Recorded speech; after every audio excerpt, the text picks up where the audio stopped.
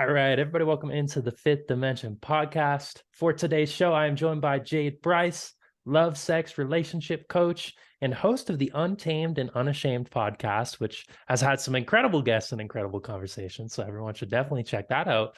But Jade, it's such a pleasure to be able to hold the space and get to explore these concepts with you. So thanks for coming on the show. Yeah, thank you for having me. I'm just noticing we're gap twins. Absolutely. Yes, we are. And that's unashamed about that. I think when I was a little kid, I never liked the little gap, but now it's like, oh, I'm glad I never got braces, never got any of that stuff. Like Thank just you. own it, right? Yeah. We Wonderful. probably would have had we had dental insurance or the funds for it. So I'm kind of Yeah. thankful that we didn't when I was a kid, because I am thankful that I kept it. So Exactly. I feel the same way. And I was always very resistant to the idea in general when the dentist would bring it up. And so was my mom. She's like, we can't afford that anyways. So yeah. exactly. But I would love to start out in a way with this podcast, just to sort of give you the space and allow, I guess, how you would introduce yourself and how you've really come to embodying this role, and really reclaiming your own sacred sexual energy and helping others in the way that you do. I mean, I know a little bit about your background and journey, and I've heard you speak on it, but I would love to hear sort of, how you would intro that and how you've come into this space. Yeah. So I am a love, sex, and relationship coach that uses a tantric approach. And I am a devotee of the left-handed tantric path. What I love about Tantra is that, to go back into my story a little bit of how I came here, I came from a very religious upbringing that had a lot of shame around sexuality. And what I love about the tantric path and what has made me feel so at home there is that it's so inclusionary. All things are holy. All things are holy. Everything has God or goddess consciousness, and especially the things that hold socialized shame or taboo. And so that's what I do. That's the approach that I use in most of my sessions with men or women. I feel especially called to work with women because I just love women so much. I do have a lot of male clients, but my passion is working with women in their sexuality and in their trauma. I feel that when it comes to sexuality, I feel this about spirituality and trauma, that if you follow your spirituality long enough, it'll lead you to your sexuality and vice versa. And I feel that way about trauma. I feel that if you follow your trauma long enough, it will lead you to your sexuality and vice versa. That if you follow your sexuality long enough, it'll lead you to your spirituality, or it'll lead you to your trauma. So, so that's what I love about Tantra, is that it is the merging of sexuality and spirituality. And I grew up with it being very separate. And, I mean, I laugh thinking about too, like as a kid, all of this work that I hold so dear to me now, as a kid, it was like taught as demonic. And oh my God, it is so far from that. Like I've never felt closer to God. I've never felt closer and less separate from spirit. And so, but yeah, to go to kind of like the path of what led me here, I grew up in a household that was very violent, had a lot of addiction, which left me very disembodied. It wasn't safe to be in my body. So I was very disembodied. I was very much in survival mode at all times, very much in freeze or flight, fight or freeze, fight or freeze. and and then around the age that I started to develop sexually, the age I developed sexually very young. I started my bleed and developed size C breast around 10 years old, so pretty young. And that was also likely due to all the stress. Around that age, I also had some sexual trauma with family members and became even more disembodied, even more disconnected from, it's interesting because around the age of 3, started to experience orgasms. I started to experience pleasure because I was watching my parents have very unconscious sex. Mm-hmm. But because I was watching that, I was mimicking that with my toys and with my friends. And so I was experiencing pleasure and orgasms at a very young age, multiple orgasms, which is so interesting because now it's such a big part of my work. But at the time, it was still like a disembodied form of it. And there was still this shame around it. I remember my mom walking in on me once, and, when it comes to my mother, I hold her so dear and I love her so much. And I just know that she didn't have the tools for her own healing. And so she projected a lot of her pain onto me and a lot of her shame onto me. But when I speak of my mother, it's never like she did this and she was wrong at Mm-hmm. all. It was simply she didn't have the tools. And I'm so thankful that she is my mother, because it's the things that were stolen from me, I've now been able to reclaim in a way that I would have never had in the first place. So anyhow, she walked in on me once in the middle of this pleasure and was so disgusted. And she was like, "Smell your hand now. I bet you it smells so gross." Like there was this like disgust at, Mm-hmm. my pleasure and at my exploration, even in my innocence. And so there was that. And then, when I experienced the sexual trauma, the first person that found out, that was a family member, said, "I bet you liked it," like just really like things that were really confusing for me as a 12-year-old girl to hear. And so my journey with my sexuality and with my pleasure and my exploration was one of complete and utter confusion, and also of that is disgusting. Like that's disgusting. That's defiling. And it was around the age 16. I started running away from home when I was 12. Around the age of 14, I was like pretty much sleeping on benches and in cars and in friends' houses, in drug houses and things like that. Luckily, I never went down any of those paths myself, Mm-hmm. even though I was surrounded by them. But I saw that path in my birth dad's life and just had no interest. So luckily, I never became an addict myself. I never went down the path that could have been so horrific considering where I was at. So that was around age 14. Around age 16, I was adopted into a really religious family. And so that actually surely saved my life. It was such a beautiful rescuing. And I see Mary Magdalene and Kali's protection there, and the fact that they had to put me in this box, this like box that was going to keep me safe at that time because of the path that I was headed down. And at the same time, the shame got just like compiled upon everything that was already there. And it was the very this is the way that it is to be done. This is when it is to be done. Like nothing was of my own decision. Nothing was of my own intuition or of my own ability to hear from God. It was all what my authority, placed by God over me, chose for me. Everything was dictated for me, the way that I worshiped, the way that I heard from God, the way that I accessed God. And through that religious structure, they also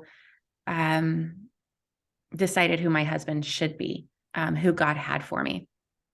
And that guy was gold. He was awesome. He was like a pro BMXer. He was hot. He was a golden hearted man who also, like this framework, had some really religious mindsets and didn't very, very firm in heaven and hell, and very homophobic and like all these things. So while he was the most amazing man, and I thought I struck gold because this man would never do to me what my parents had done to me, there was this inner knowing of, this just doesn't feel right. This just doesn't feel like I never could fully subscribe to heaven or hell because it just didn't make sense. Like my entire being was like, no, it doesn't make sense. Like eternal damnation doesn't make sense to me. And now I have the understanding of revelation is a dream. Hell is when we have chosen to forget that we are God, that when we have forgotten who we are, that's hell. And heaven is when we know that there is no separation. And so that was where I was at in my young 20s. There was this inner knowing, but like I still couldn't grasp why.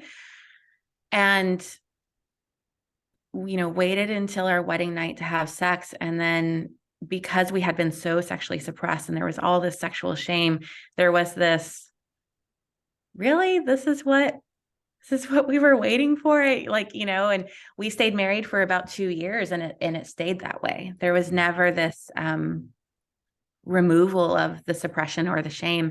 And all that time I knew that there was more, but I didn't know how to access it. I just knew that this was not it. I knew that this couldn't be, like, I knew that sex was sacred. I knew that I wanted to access God in my sex. But in this narrative, that was pretty much almost demonic to think of, like accessing God in your sex. And so I knew that there was more even at that young age, but didn't know how to access it. I was so confused. And so I left that church knowing that it wasn't it, knowing that it wasn't my path. I didn't leave God. I didn't leave my love for Jesus. But I left the church. I left the framework of religion. And as most of us do, and as you can see in most of our society's issues, the pendulum swung. So it swung from obedience to rebellion. And I ran into the arms of all these violent men, of all these men that were basically using me as masturbation tools. And I ran into also the rebellion of my sexual expression. So no shame around Playboy or posing nude or anything like that, but I did it in a form of rebellion, not in a form of like sacred expression. And so I then lived in the Playboy, or stayed in the Playboy mansion off and on throughout my 20s, shot with them about 12 times, and was through all of that, was still really disconnected from my own sensuality, because I was still really confused on how can I experience the erotic and the holy at the same time, because I've been so ingrained that it was separate. And because all of my first experiences with sexuality were anything but holy, because I was transgressed upon. And so there were still all these divides within me and all this confusion within me. And it wasn't until I met my mentor, Tom Shadyac. He is the brightest light in my life. He wrote and directed Liar, Liar, Ace Ventura, Nutty Professor, and then, hit a breaking point, a breakthrough point in his life where he realized life was so much more than money and fame. I met him when I was 26, and that broke my heart wide open, because that was the first person that I ever felt safe with that didn't have an agenda. And for a woman to experience that when she's never experienced it, it cracks you open. It allowed my heart to finally feel safe to be expressed and to be held by the masculine. And that was my first healing place, really. And then through that kind of started my, we're always awakening, but it started my like conscious awakening. And I felt safe to step onto this growth path because what Tom did for me was he was the first person that could look at me and see all of me and be like, it's all good. It's all right. There's nothing wrong about you. And I had grown up feeling that everything that was about me was wrong. And so this made me feel safe to actually go into self-exploration. Like, oh, really? There's nothing bad unless I make it bad in my mind. Okay. And so I stepped into this growth path, and around 29, I met the Kingsburys, Kyle and Natasha Kingsbury, and they became still my family, my closest friends, and another safe place for me. And they introduced me to plant medicine. And that was when it just, So I'm turning 38 in a couple of weeks. So it's been 9 years of, I think I've done about 30 to 40 ayahuasca ceremonies, maybe like 20 wachuma mushroom ceremonies, Mm. a couple of MDMA, a couple of ketamine. And that was where I finally started to also ask the questions of, why am I so disconnected from my sexuality? Why am I? And like I said in the top of the show, it all led to my trauma. Or anytime I was diving into my trauma, it all led to my sexuality. Anytime I wanted to really have a spiritual breakthrough, it led to my sexuality, you know, or a sexuality breakthrough led to my spirituality. So everything kept leading back to my sexuality. And what I noticed was that I could do all the inner child work. I could do all the internal family systems. And while it was extremely healing, it wasn't it it wasn't transferring over to my sexuality. Mm. But when I dove into my sexuality and I did all the sexual healing there, and it, you know, I have so much more to do, but every time I dove into my sexuality and my sexual healing, that actually transferred over to my inner child healing and to my internal family systems and to how I was able to use my voice, because yoni is so connected to the voice. So if I had to shut down yoni, I had to shut down voice. So doing all of the sexual healing, I mean, it really healed my life, because everything is rooted in our sexuality. It's our life force, you know, we're not meant to be disconnected from it. It's primal. And so I started that journey a couple of years ago, mainly working with just my friends, with Kyle Kingsbury and Eric Gotzi, because they were the safe masculine for me, and them holding space for me while I dove into these areas. It was just so healing. And then I started to fall in love with women, like with the goddess within each woman. And I started to feel so called to help, to be in service of a healed and integrated sexuality for men and women, but really, really called to healing our relationship, the world's relationship with the yoni, because it is the most sacred portal. And if I could assist men in healing their relationship with the yoni and finding this reverence for it, treating it like an altar to worship at, and if I could assist women in reconnecting with their yoni as an oracle, and accessing this place of pleasure within them, that is this like, oh my God, it's just life changing, the way that it helps us in our confidence and our creativity. And I mean, cultivating the way that you can use orgasms to actually awaken, and to even to like move it through your microcosmic orbit to, I mean, it's the best cosmetic too. Like everything that we're seeking, everything that we're trying to access, everything that we're looking outside of ourselves for, we can access in our pleasure, truly. And so I started to fall in love with this work and wanted to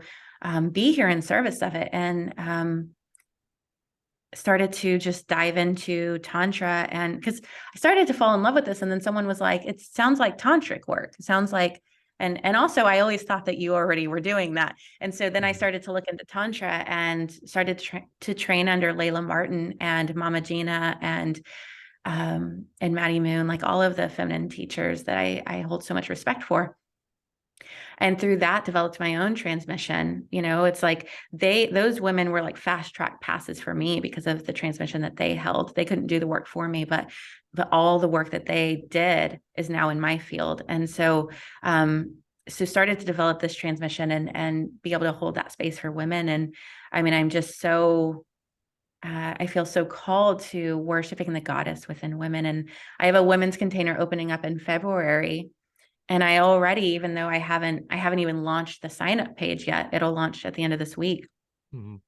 I already, in my pleasure practices, in my worship of the goddess, I can already feel each of them here. And I already feel like I'm worshiping goddess within each of them. And I already feel like I'm kind of doing pussy worship with each of them without even knowing who they all are. I know that their souls have already like signed this contract in a way of like, I'm ready to do this work. And so, yeah, I mean, that's how I got here.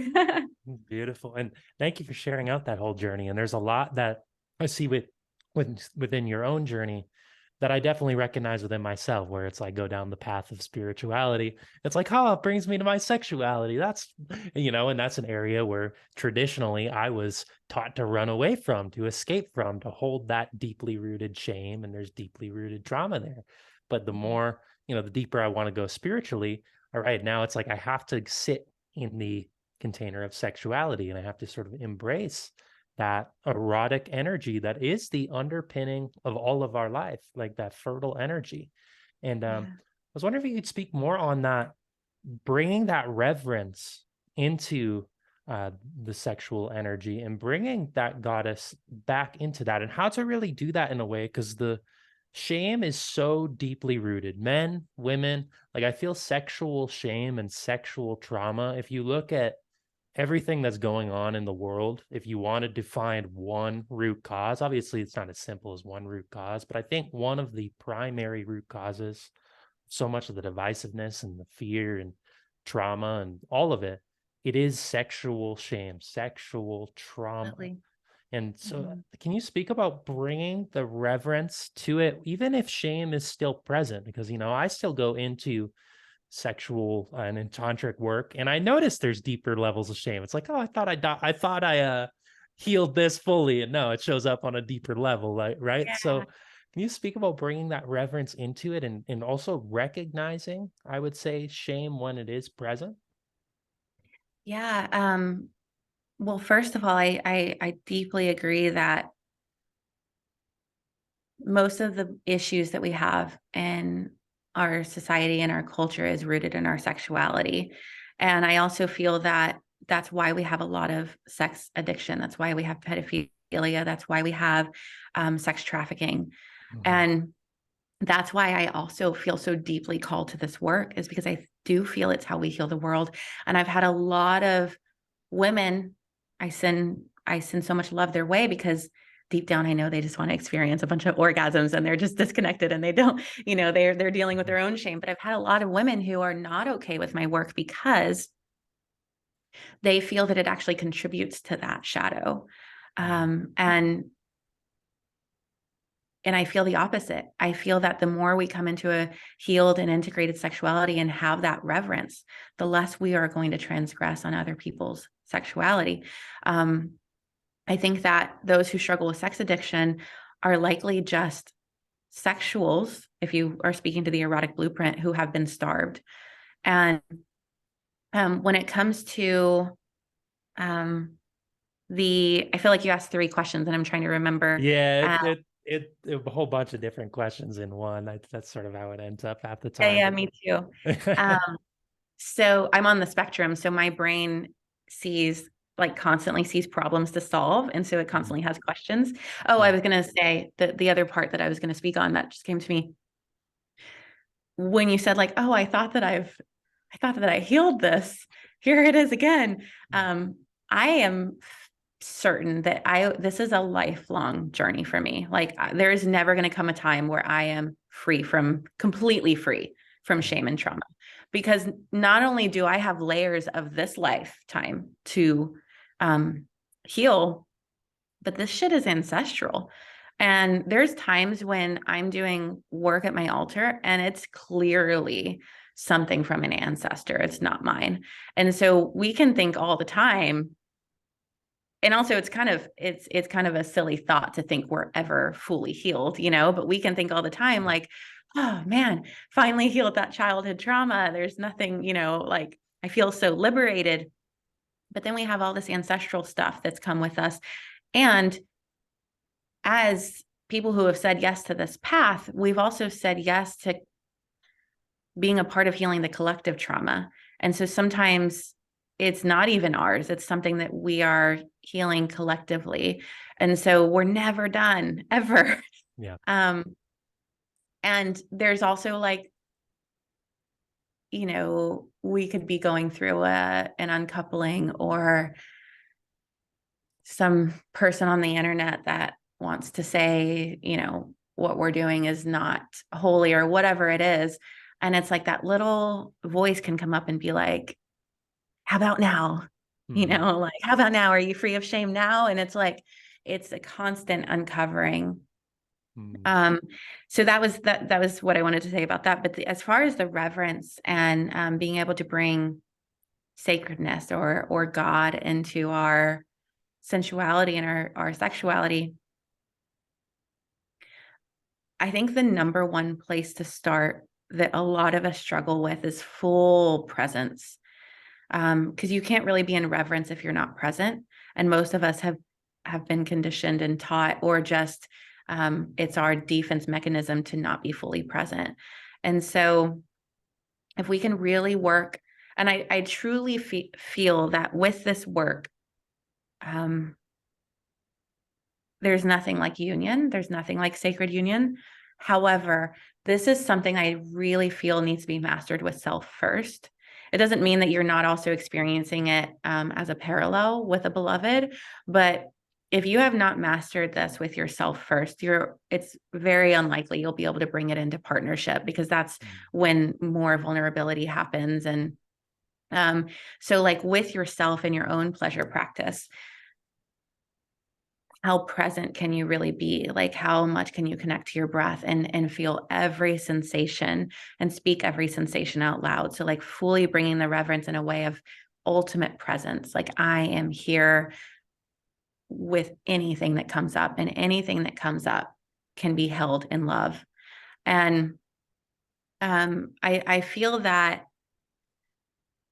the way that we have sex is the way that we live life, and the way that we live life is the way that we have sex. Also, what scares you about sex is probably what you're scared of in life. And so if we can really like bring those truths into our sexuality and our pleasure practices with ourselves, it becomes a portal to like so much healing. And when it comes to reverence as well, it's like really looking at where we may be leaky in our engagements with others and in our engagements with self. Like, where are we not holding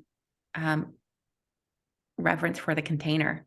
And then when it comes to a beloved, well, first also with yourself, like, can you, when you're experiencing pleasure, can you actually feel God there? Like, can you feel God there? Can you tap into God or goddess consciousness? Can you maybe even involve the mirror and like look in your own eyes and see what comes up? Because most of us, we may look in the mirror when we're getting ready, when we're brushing our teeth, but we hardly ever just stare in the mirror and see what stories come up or what messages come up. So really like bringing that form of reverence, but also that ability to open up to what does God want to experience through me? What do I want to experience through this? And then bringing that into union is not only still knowing that you are, say, I'm speaking maybe to a feminine and masculine or vice versa, like say you're the feminine. Can you hold a portal as goddess consciousness? Can you know that like your yoni is something to be entered into with reverence? And can you open up the space for the masculine to experience that in you? Like, can you actually hold that I don't want to say standard, but I don't know, container? Can you hold that energy, right? That invitation. Can you hold the invitation without the should? Because people are going to mess up. People are going to not get it right. I've done so many practices where I was like, it's not exactly what I would have mocked up. And then I'm like, stop. Like, this is the fact that they were even willing to practice this with you. So it's like, so can you first hold that within yourself? And then also, can you see your partner as God? Can you see their cock as God? Can you like feel God consciousness within them? And in your sex, in your exchange, like let it be worship of the God within both of you. That doesn't, I mean, and that can come in so many forms. That can come in like the sweetest lovemaking, and it can come in the blindfold and flogging. Like, can you channel God as you service your partner as the dom or the sub? Absolutely. And what you're speaking to really, in my own journey, I've had to really make God the beloved, right? That's my relationship with God is as the beloved in terms of erotic energy and sexual energy. It's like, all right, can I recognize that I am embodying the lover, right? And the lover is meant to be with the beloved. It's what divine union is. And before I can bring that into a real partnership, I have to embody it internally with God first, or it's impossible to truly hold that space with another. And that feels exactly like what you just described. And I And think we can that, take yeah. that like, sorry, go Oh, ahead. no, no, you can go ahead.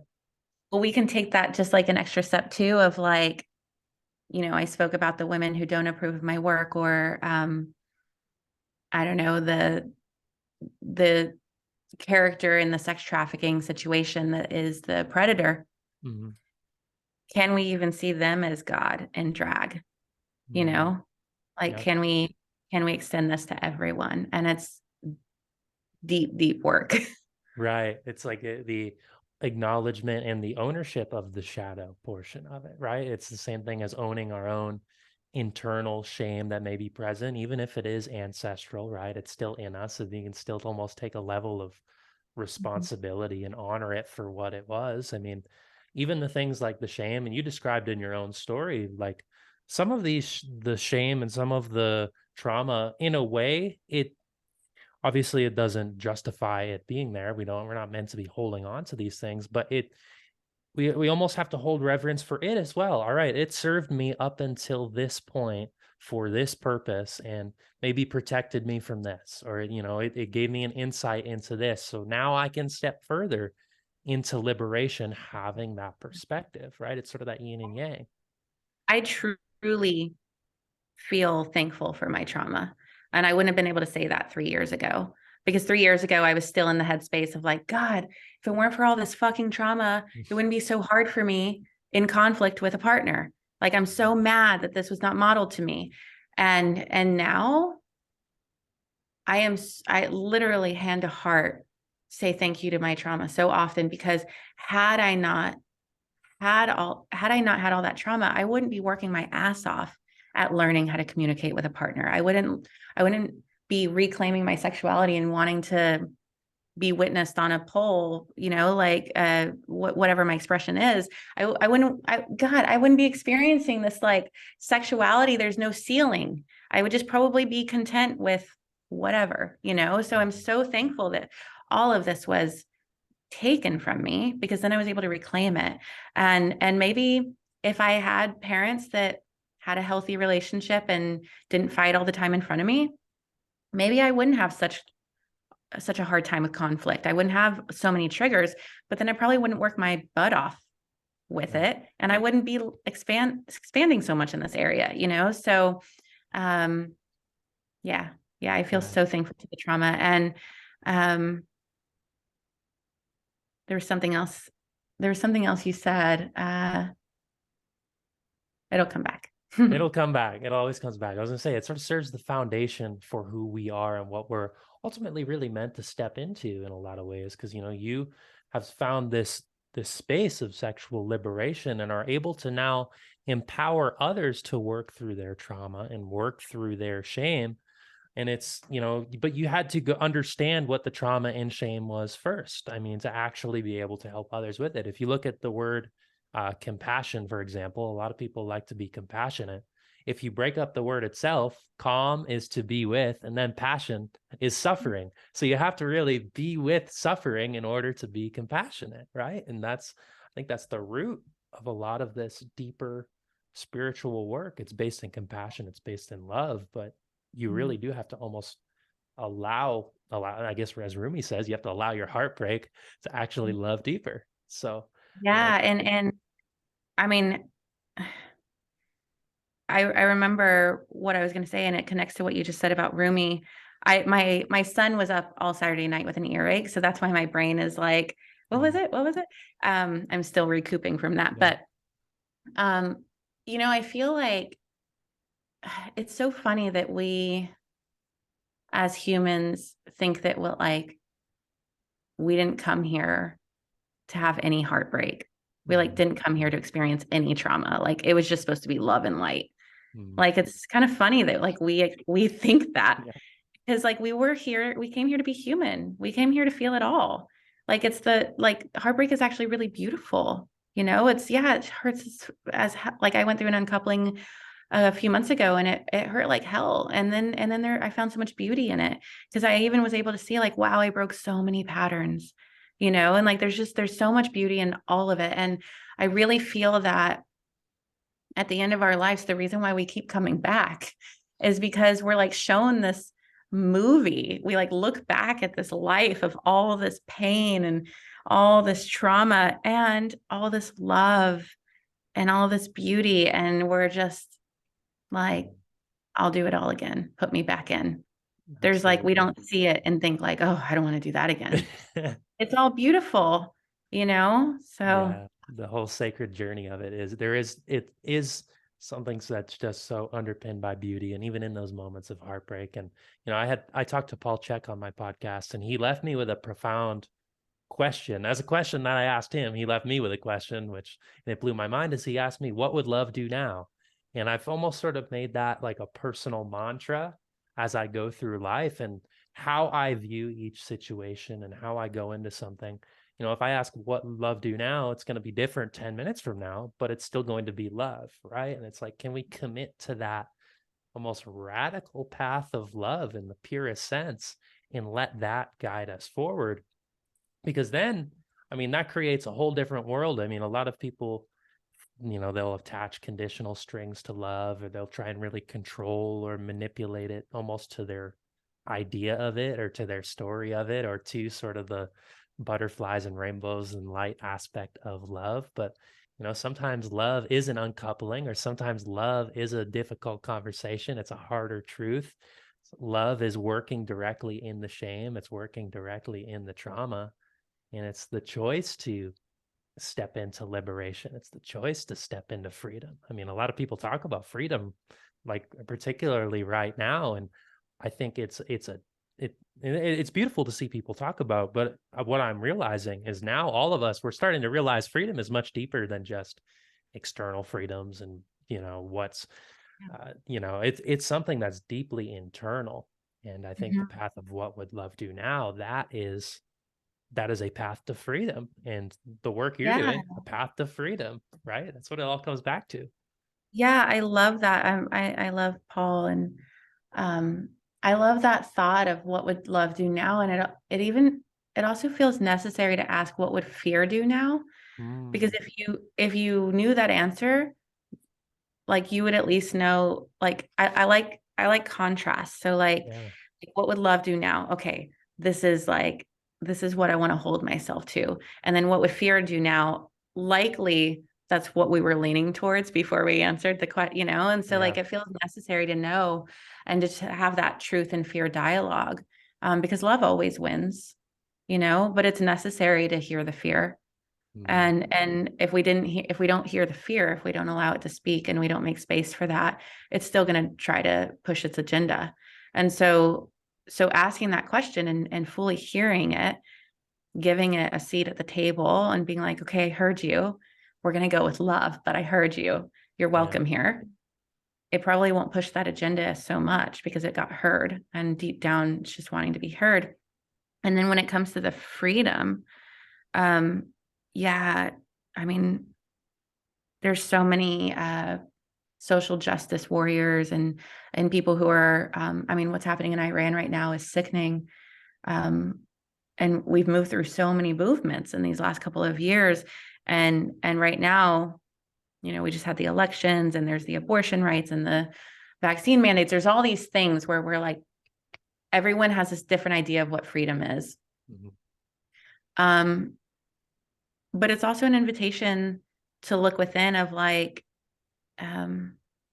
where have I committed that exact act to myself or within myself, you know? And so like, I really feel that if we start to do that, like in that inward journey, it would ripple out into the world and it would change the way that, you know, we operate in the world. So Absolutely. Well, and I think a lot of our methods of organization are sort of based in the fear model, and they're not based in our internal truth and, true liberation in the spiritual sense. So when we change ourselves and we go and we model that, naturally we're going to create that change. And what would fear do now? That question, I'd never thought of that, but it's kind of blowing my mind in a sense, because I think a lot of times, especially if we are rooted in maybe certain areas of our life where fear is present. I mean, again, we could take it back to sexual trauma. We could take it back to maybe somebody who's just stepping into this kind of work. Maybe they don't know what love would do now because they've never experienced love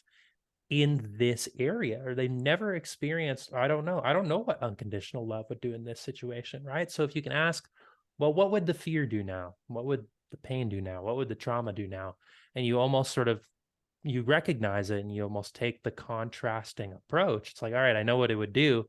So let me try something different that is sort of the opposite. That, I mean, then you can start to explore love and maybe find love and, come back to the heart. But I think it is really important to almost acknowledge the fears and acknowledge the shadow that's present, because it's ultimately the shadow that is always driving a lot of our unconscious behaviors. And we need to have that full integration, because we're operating from the unconscious in yeah, 90% of our actions. So it's like, all right, if we don't integrate it, that is who we are. And even if we don't want to acknowledge it. yeah, we often don't get what we consciously want. We get what we unconsciously want. So like moving that unconscious into the conscious, which means we have to hear the fear, um, is how we change our fate, right? According to Right. Carl Jung. So, but there's also, the thought that like, because I could have had that thought for a long time too. Like, well, I've never experienced unconditional love, or, I don't know what love would do. I think I had that story for a long time, Mhm. but that's not, we are love. Like at our Right. core, we are love. It was never something that had to be given to us or had to be modeled to us. Like it is who we are at our original essence. So to know what love would do, all we have to do is connect to that original essence outside of the societal shame. And so all that means is like slowing down enough to slowing down enough and like really feeling into where that fear in the body is that wants to speak, where that shame in the body is, letting them have a voice so that we can then hear the love that's like also within us, like where that love that can tell us what it would do, it's in here. Mhm. Right. Yeah. It's always available and always present. And it does sort of just take almost the willingness and courageousness to sit in the space of silence, beyond the mind. And, I've kind of taken on the mantra of heart lead, brain follow. Like, I don't need to rationalize the direction or the Stay path in the connected. brain. Right. Yeah. Exactly. It's So going to many be, people's heart and brains are disconnected, and that's a big part of right. what's going on in the world. Yeah, I think I think anyone can like right now, just in any situation that they're going through, if they were to slow down and feel like, well, where do I feel the fear in my body, or where do I feel the shame in my body? And have like a dialogue with that specific part of ourselves. It's, internal family systems. And then we could say like, well, where do I feel love in my body? Like, where do I feel truth in my body? Where do I feel at least supported in my body? And then like we can connect to that, and we would likely hear guidance there. Right. Absolutely. And, as I've gone on that journey and really come back into the body, I've noticed, as I think, one thing that the orgasm, for example, is one, it's the perfect example of a space of timelessness, right? Where you're sort of beyond identity, you're beyond who you think you are in the sense of this material identity and ego we're all given. But as I'm sort of taking on what you just mentioned and really coming back into my body, I'm noticing that timelessness that you could, you experience within the orgasm. And it's why people, when they orgasm, they say, "Oh God," because they're experiencing God in the Yeah. purest sense, right? But I'm noticing that sense, that beyond identity, that becomes more present as I go through life. Like the ability to be timeless in the purest sense, the ability to almost be in this playful, it's really a state of play. I feel like as we begin to really let this energy take root within us and express itself in a lot of ways.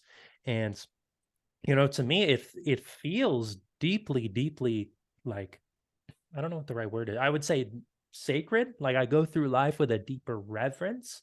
Mhm. And it's just fascinating to watch that play out, because I think a lot of people, they yearn for a return. If you look at the root of all of our desires, it's a return to unity, it's a return to God, it's a knowing of who we are, it's love in the purest sense. And Mhm. that is available everywhere, but I have to almost be timeless. I have to be outside of ego. I have to be outside of mind.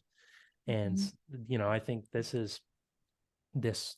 erotic energy, it's the key to unlocking all of that. At least it has been for me. And so, as I'm going in my own journey, I'm like, oh, this is really important to just let express, because once it's expressing itself, the world really does take on a new form in the purest sense. Yeah. Like you see it as it is, in a much more reverent and sacred sense.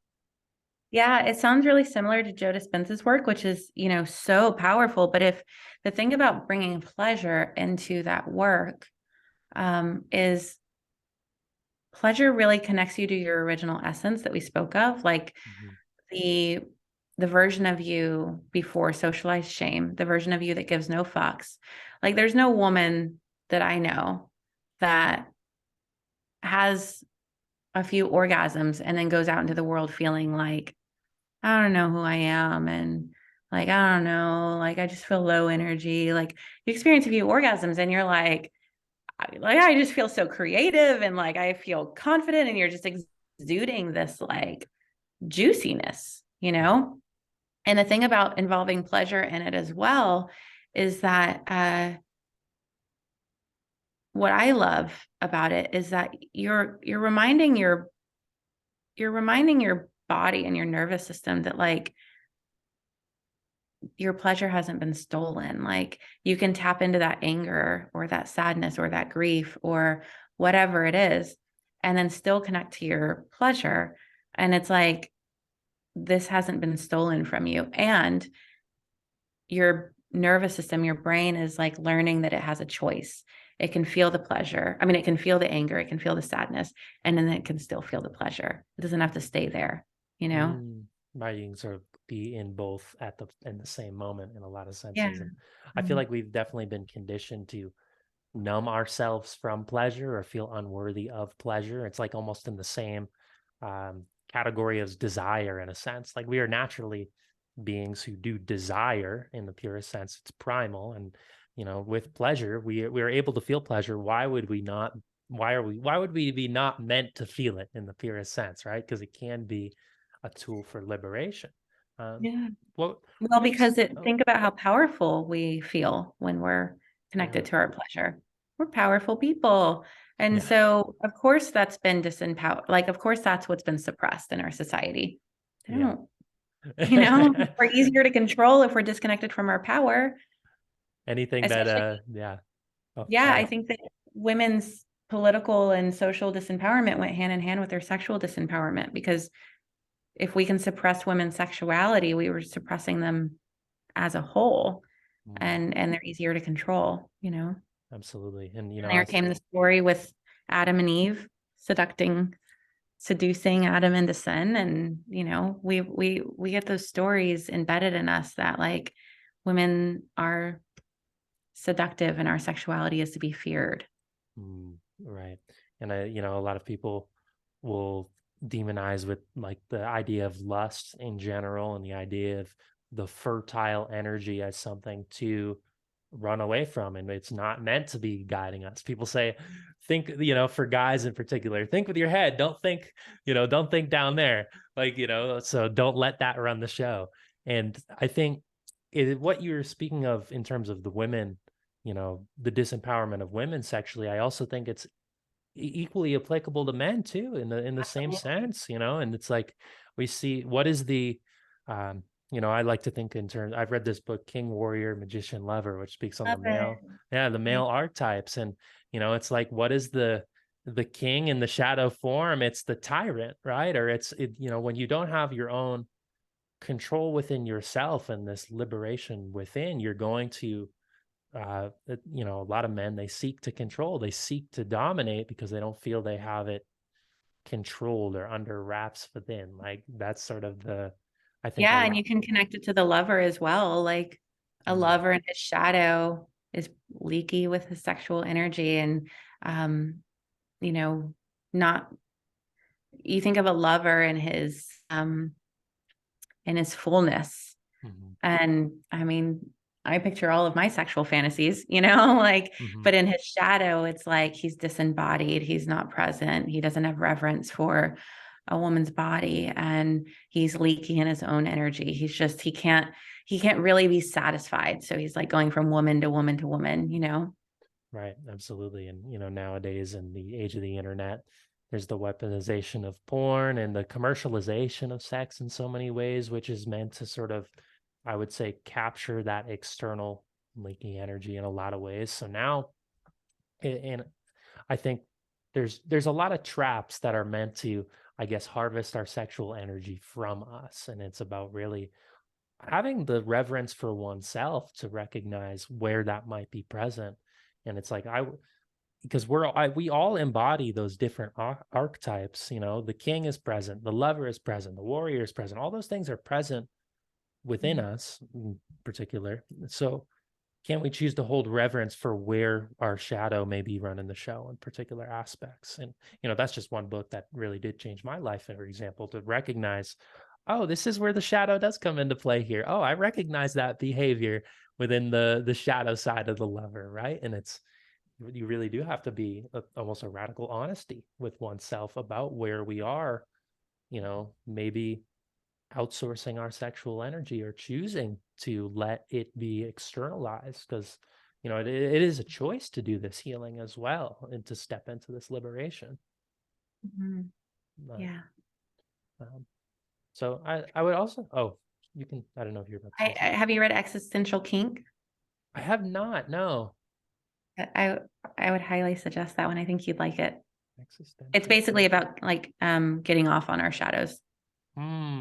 Interesting. Okay, I'll, Yeah. I'll check that out. Because the shadow work in particular with sexual energy is something that I've definitely been engaging in over the last few years. And Yeah, I feel that. That's why I it's think that you'd love that book. awesome. I'll definitely check that out. So another question I had is sort of around pleasure practices in general. Where would you recommend people starting with that? Because when you talk about a pleasure practice, I mean, if somebody hasn't necessarily engaged in this type of work before, I mean, I think that's a very, like, I guess when I first heard of a pleasure practice, I didn't necessarily know what it was at all. It was just sort of ambiguous. It's like, oh, does that mean masturbation? Does that mean this? Like, where would you recommend people start with that, or how to engage in, I guess, a Yeah. reclamation of pleasure? Yeah. I don't like the word masturbate because the breakdown of that word is to pollute with one's hand, which is Mm, just like, of course, we've been taught that with that because yeah, words are spells, right. and so we're using that word. Then, of course, we feel like we need to hide that we're masturbating, like, because we're literally thinking that we're polluting with one's hand if you like, Mm, take break on it the down. magic of words. So, so I use pleasure practice, but I mean, for men, that doesn't always resonate. So, come up with whatever term feels good for you. Um, I think that when it comes to starting out, um, the first thing that you want to do is slow down. Most of us speed through it. Most of us feel like we don't, I mean, we speed through everything, eating, like everything. We're speeding through all of it. But um, the first thing I would recommend is like really slowing down and see what comes up. Because when you slow down, you're going to end up feeling something that's there, and a story that's there, or a blockage that's there. So slowing down and being with what's there, listening to it and allowing space for it. And also, when it comes to connecting with your pleasure, it doesn't mean that you need to orgasm the first like handful of times. Like, connect to your pleasure through using feathers on your body, or a silk scarf on your body, or giving yourself a foot massage, or eating some chocolate. Like, whatever it is that you associate with pleasure, like, just introduce that into your space, into your like meditative practice, slow, like while being really slow with the process, and just see what stories come up around pleasure. Because a lot of us, majority of us, I feel, have a worthiness wound when it comes to pleasure.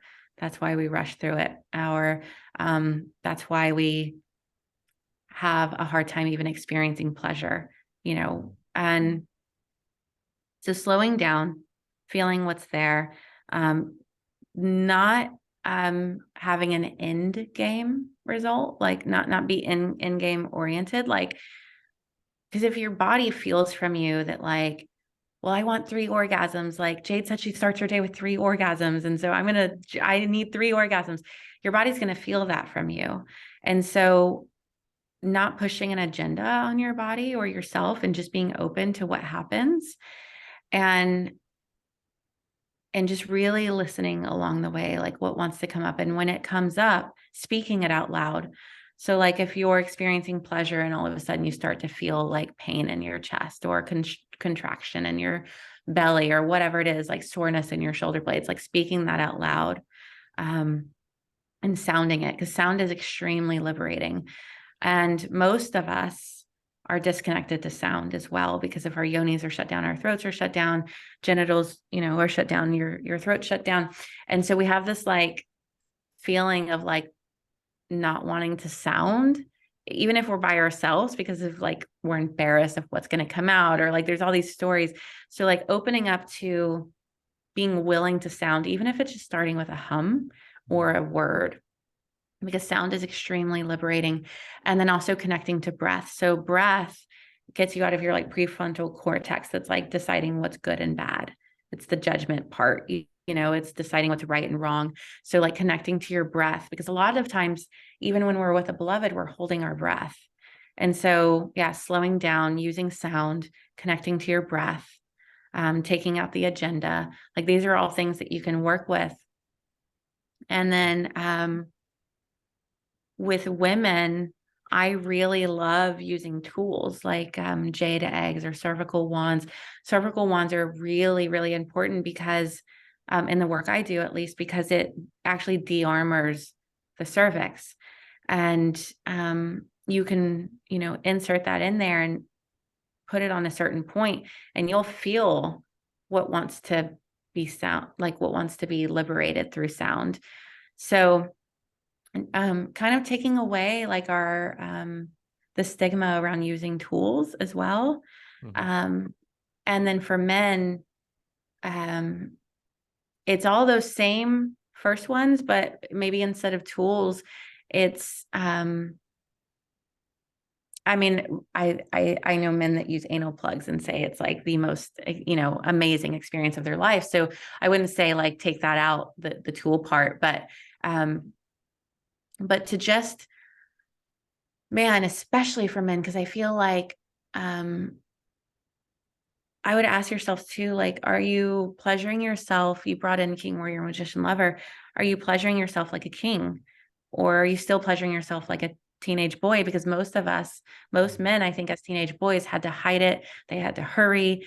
Like it was like, it was a different type of experience than they can have now, but most people haven't broken out of that type of framework for their pleasure. So really just like asking yourself, like, what do you actually want it to look like? And can you stay in your body? Can you slow down? Can you feel what wants to come up and what wants to be sounded? And like, for so many of us, like here, if they're hearing this for the first time, it sounds so freaking weird, like to make sounds by yourself and like actually sound your sensations. But I promise you that like your liberation is on the other side. And there is, I mean, Tantra is called, the left-handed tantric path is called the lightning path because it wakes you up so quickly because of all of these tools. Like, um, there's just so much, there's so much transformation where there's taboo, and all of this that we're speaking of, sounding, pleasuring Mhm. yourself, like all of that, it's so taboo. But also, like, if you're feeling that that's like, oh my gosh, like if you're feeling really like, man, that sounds so weird, or like something's coming up in you, that's something to also really sit with as well. Like, start there, you Mhm. know, Right. like, Absolutely. why is that? Why is it such a weird thought? Right. You know, And I think a lot of the taboos that we have are we're in a time where it almost feels called to break down some of the normal walls, the normal taboos, the normal ideas that we hold on all of these different areas, in order to experience a deeper level of liberation and Mhm. really step into just a higher consciousness in everyday life through the breaking of those walls and truly embody the lover in its fullest sense. And everything that you just outlined, definitely resonates for me in the sense. And it can be, there's breath work practices that allow this, there's sound healings, there's all these different ways to My engage in God, it. if you bring breath work into your pleasure practice, you will have, I mean, again, don't be end game result oriented, but like bringing breath work and sound into your pleasure practice. I have had so many 5-MeO or MDMA like experiences that last for hours after. And it's not that I'm not able to go parent, but there's that feeling of like the same as when I took 5-MeO or MDMA, because we hold that possibility within us. Like, we can create that within us without the medicine. And I mean, I still love medicine work, but like, we are fully able to access that within ourselves through breath, through sound, and through pleasure. So it's, I mean, the possibilities are endless of what you can experience. And you said that, we're in a time of, you know, diving into that. We're also in a time where, like, we're finally realizing that, like, sex is a learnable skill. We weren't Mhm. just like born knowing how to do it. I think for a long time we thought that, and we're finally learning that it's a skill, just like everything else. And also, we're in a time where it's not taboo anymore to hire coaches, whether that's for our communication or our trauma or our sexuality. Um, think about how many yoga teachers there are out there. A lot of people want to do yoga, sure. I think a lot of people also want to have mind-blowing orgasms and epic sex. Yeah. So, like, being a sex coach, I'm actually really excited about right now. And we are in a time where, like, I don't think it's weird anymore to ask for help in this area.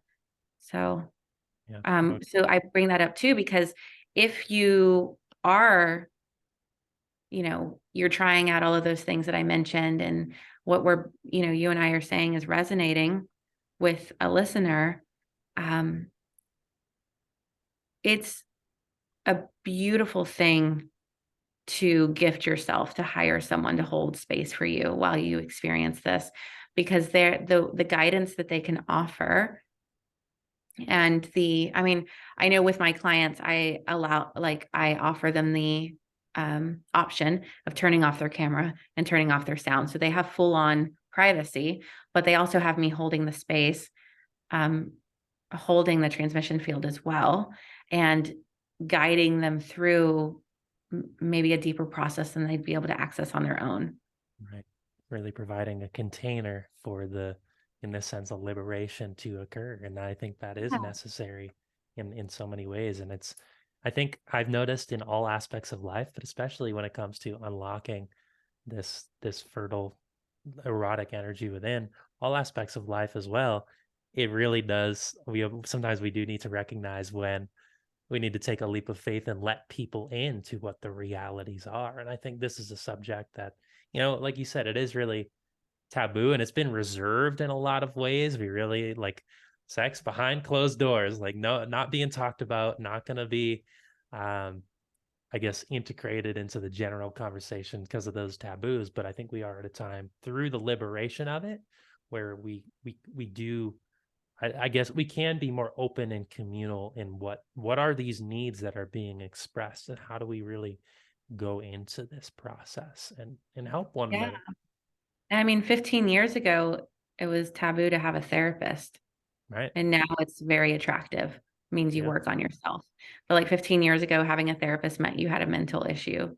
And let's see, we're in 2020, like maybe in the 80s, you didn't really see a bunch of people at a CrossFit gym or running the lake. Like like almost even that was taboo, to think that like your physical well-being, like your exercise affected your overall well-being. Right. In the 70s, like people didn't think that food affected their well-being, what they ate, what they put in their body. So it's like, if you think about what was taboo at those times, it sounds silly now. Like, what? You didn't think that food and exercise would benefit you? Like, you thought therapy would, like all of that. It's silly to think of now. And I really think that we're going to look back at this time, and it's not going to be weird at all that Yeah. people have sex coaches. And I agree. yeah. Absolutely. It almost feels like just the natural progressive nature of Yeah. uncovering who we are, Yeah, in the we had to purest do the sense. food and the diet and the exercise first. And now we're going to, like, oh, yeah, you know what? Sexuality does affect the rest of my life. Silly that we never thought of that. Right. Exactly. Now let's get into the deeper stages of liberation. Let's Yeah, yeah, really yeah. uncover it. So awesome, Jade. This has been a fantastic conversation. I mean, we're at about an hour, so I think this is a good point to leave listeners at. And I know you mentioned you had was it a course opening up, or where would you Yeah. send the listeners, or what sort of offerings do you have right now that you'd like to share? And I think anybody who's really interested in engaging further, the offerings you have is a great place to start. So I'd love to give you the Yeah. floor for that. I do have one-on-one sessions always, always as an offering. I don't do single sessions because typically in a session, like some sort of, like we said, if you follow your sexuality, it'll lead to your trauma and vice versa. So um, I don't, I feel a responsibility to doing sessions in layers, Mhm. and not just opening someone up to something and then just like, Yeah. okay. So I do ask for on their end as well, like a commitment of 4 sessions. And then after that, you can do sessions, as needed. But that's because so much can come up in the sessions. And I really want us both to commit to holding the nervous system in safety and love. So those are one-on-one sessions that I always have offered. My website is jade-bryce.com. And on there, you can sign up for, I have a free masterclass that it won't be, I don't know when this is airing, this episode.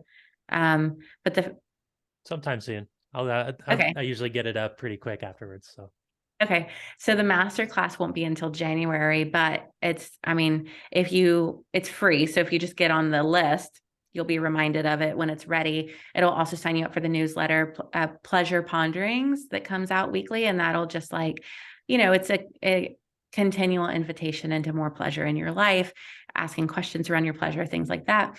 But that's a free masterclass in January. And that's actually going to be around healing the inner masculine, mhm.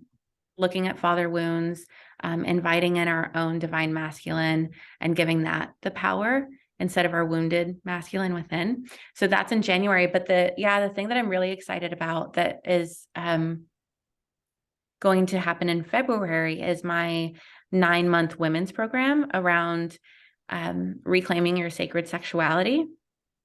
And that, even though it's not till February, again, like you can get on the list now and that'll sign you up for the newsletter. And that program I'm extremely excited about because I really truly feel it's what I'm here for. And I'm, like I said, I'm already, so I can feel the women already that are going to be in the program. So all of that is at jade-bryce.com. And then I have my podcast, Untamed and Unashamed, is very similar to today's episode. It's, we talk about uncoupling, we talk about trauma, we talk about gene keys, but it always, like I said, in this over and over, it always ends up bringing in sexuality because it's all rooted there. It's all connected to it. So, yeah. And then my Instagram is at the Jade Bryce. Awesome. And I'll put all that in the show notes, and I can speak to the work that you're doing. And if, someone's a fan of this podcast, for example, they'll definitely like yours. I know we've had we've had some of the same guests on the platform. So, I mean, we're Yeah. having very, it, going towards the same type of spiritual liberation in a sense, trying to uncover the same questions. And, Yeah. I'll put all that in the show notes so listeners can just scroll on down. And, thank you for the work that you're doing, because I think it is some of the most important and really deeply rooted work that any of us can actually engage in. And to have, I would almost say, I would say goddesses and teachers holding the space for, creating the containers for people to be able to explore this, I think it's incredibly important, because otherwise people aren't going to know how to explore it, right? I mean, you really need those teachers. We really need, I guess you could say, the wise elders, the ones who have been doing this and doing this work, and to really lead the path ahead. So, thank you for your continued work, and to open, I guess, all of us up to this, because I think it's something that it's only going to continue to unfold and be more present as we move forward in I think, in all of our lives, especially if somebody's listening to this podcast. It's probably a sign they might be ready to engage in this work on a deeper level, Yeah. right? So, Yeah. um, so thank you There's a for the work reason that why you're you're doing. hearing this. Exactly. Nothing is by chance. Nothing's by coincidence. So thank you for the work that you're doing. And, I'd love to have you back on the show again in the future, and we can keep the conversation going. Because in a way, this almost feels like an introduction into a lot of this, right? Like, it goes so deep. So, I mean, the Yes. amount that we can explore is kind of infinite in a lot of ways. But Yeah. Yeah. Thank you. Thank you for seeing me. Thank you for celebrating this type of work. Yeah. absolutely, holding reverence for you and the work that you're doing. And um, with that, that'll wrap up the episode. So, all the listeners, thank you all for tuning in. But we will see you on the next show.